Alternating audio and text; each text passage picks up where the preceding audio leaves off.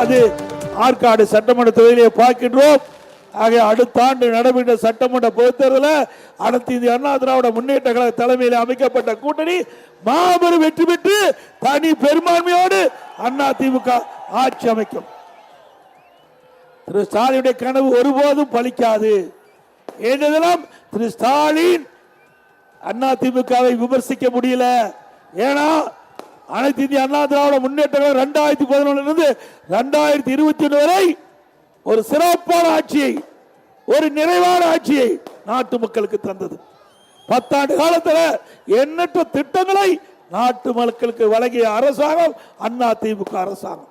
எங்கெங்கெல்லாம் சாலைகள் அமைக்க வேண்டுமோ அங்கெல்லாம் சாலைகள் அமைத்தோம்.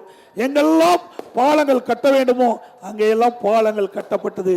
இன்றைக்கு மக்களுக்கு தங்குதடை இல்லாம சாலை வசதி செய்து கொடுத்த அரசாங்கம் அண்ணா திமுக அரசாங்கம். அதே போல இது கிராமம் சூழ்ந்த பகுதி. ஆற்காடு சட்டமன்றம் கிராமம் சூழ்ந்த பகுதி. கிராமத்திலே வாழ்கின்ற விவசாய தொழிலாளிகள் நல்ல வாழ்வு பெற வேண்டும் என்பதற்காக, அவருடைய வாழ்க்கை தரம் உயர வேண்டும் என்பதற்காக, சிறப்பான வாழ்க்கை அமைத்துக் கொடுக்க என்பதற்காக அண்ணா திமுக அரசு இருக்கின்ற பொழுது குடிமராமத்து திட்டத்தை கொண்டு வந்தோம்.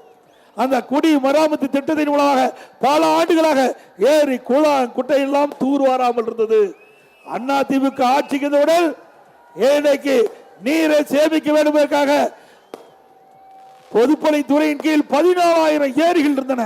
அதில் 6,000 ஏரிகள் தூர்வாரதற்கு நடவடிக்கை எடுக்கப்பட்டு தூர்வாரப்பட்டு வண்டல் மண் விவசாயிகளுக்கு இலவசமாக கொடுத்தோம்.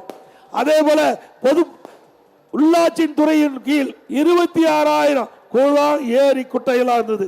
அதை தூர்வாரப்பட்டது. ஆக உள்ளாட்சி துறையின் மூலமாகவும் சரி, பொதுப்பணித்துறையின் மூலமாகவும் சரி, 2 துறையின் மூலமாக வந்த ஏரி குளம் குட்டை அனைத்தும் தமிழகத்திலே ஒரு பகுதியை தூர்வாரி அந்த நீரை சேமித்து கோடை காலத்தில் நிலத்தடி நீரை உயர செய்து விவசாயிகளுக்கு தேவையான நீர், குடிப்பதற்கு தேவையான நீரை கொடுத்த அரசாங்கம் அண்ணா திமுக அரசாங்கம். அதே போல இன்னைக்கு மும்முனை மின்சாரம் விவசாயிகளுக்கு 24 மணி நேரம் மின் மோட்டார் இயக்குவதற்கு மும்முனை மின்சாரம் கொடுத்த அரசு அண்ணா திமுக அரசு. இன்றைக்கு ஷிப்ட் முறையில் தான் மின்சாரம் கொடுப்பதாக தகவல். மீண்டும் அண்ணா திமுக ஆட்சி அமைந்தவுடன் விவசாயிகளுக்கு 24 மணி நேரம் மும்முனை மின்சாரம் வழங்கப்படும். 2016 ஆண்டிலிருந்து 2021 ஆண்டு வரை விவசாயிகள் தொடக்க வேளாண் கூட்டுறவு கடன் சங்கத்திலே வாங்கிய பயிர்கடன் 2 முறை தள்ளுபடி செய்யப்பட்டது. எந்த ஆட்சியிலும் 2 முறை தள்ளுபடி செய்யப்பட்ட சரித்திரம் கிடையாது.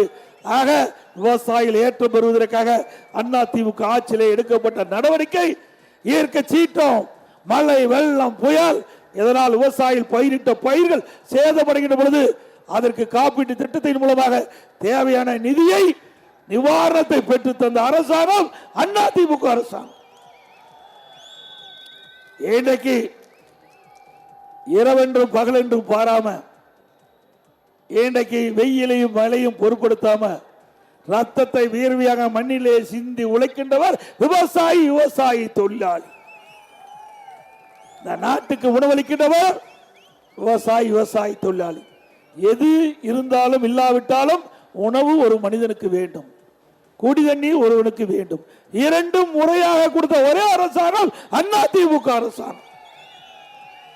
விவசாய தொழிலாளிகளுக்கு பசு வீடுகளை கட்டி கொடுத்தோம். விலையில்லா கறவை மாடு, விலையில்லா ஆடு, விலையில்லா கோழி, அது மட்டும் உழவர் பாதுகாப்பு திட்டத்தில் ஏராளமான திட்டங்களை கொடுத்து அந்த விவசாய தொழிலாளியும் வாழ வைத்த அரசாங்கம் அண்ணா திமுக அரசாங்கம். இன்றைக்கு ஸ்டாலின் பேசுகிறார் போற இடத்தெல்லாம் எல்லா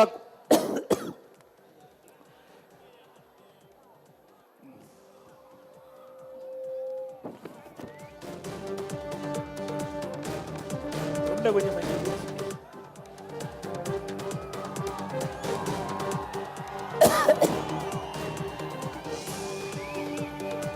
இன்றைய தினம்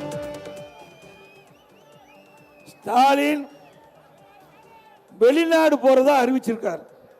எதுக்கு வெளிநாடு போறாரு? தொழில் முதலீட்டை ஈர்ப்பதற்காக சொல்றார். தொழில் முதலீட்டை ஈர்க்க போல தொழில் முதலீடு செய்ய போறார் முதலமைச்சர். ஏன்னா ஏற்கனவே பல முறை வெளிநாடு போயிட்டு வந்துட்டார். பண்ணிட்டு இருக்கிறாங்க. இங்க இருக்கிற மக்களுடைய வரி பணத்துல நீங்க வெளிநாடு போய் சைக்கிள் ஓட்டுறதா முக்கியம். அதை மக்கள் பார்க்க வேணும். அதை வேற ஒளிபரப்பு செய்யறாங்க. இப்படிப்பட்ட முதலமைச்சர் தேவையா? பிறகு வெளிநாடு போனாரு. வெளிநாட்டுக்கு தொழில் அதிபர் அழைச்சு தொழில் முதலீட்டு ஈர்த்தா பரவாயில்ல, அது ஒரு நாடகத்தை அரங்கேற்றாரு. தமிழ்நாட்டுக்கு தொழிலதிபரை அங்க வெளிநாட்டுக்கு அழைச்சு அவர்கிட்ட புரிந்துணர்வு ஒப்பந்தம் போடுறாரு. இப்படிப்பட்ட முதலமைச்சர் நமக்கு தேவையா?